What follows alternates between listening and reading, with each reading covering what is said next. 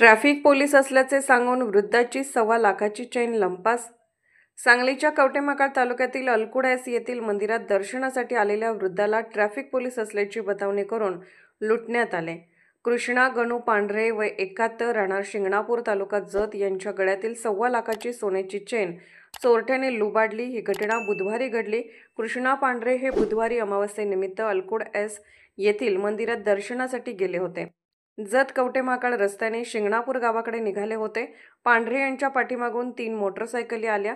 एकाने मोटरसायकल पांढरे यांच्यासमोर उभी केली. दोघांनी त्यांच्या पाठीमागे उभी केली. त्यातील एकाने पांढरे यांना, "मी ट्रॅफिक पोलीस आहे, तुम्हाला चेन घालण्याची परवानगी आहे का?" असा प्रश्न विचारला.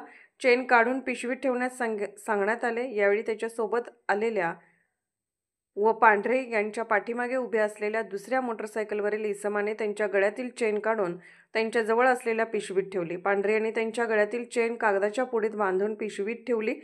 हातचलाकीने चेन काढून घेऊन ते कवठेमहांकाळच्या दिशेने निघून गेले. पांढरे यांनी पिशवी उघडून पाहिली असता त्यामध्ये दगड आढळून आला. फसवणूक झाल्याचे लक्षात येताच त्यांनी कवठेमहांकाळ पोलिसात तक्रार दिली.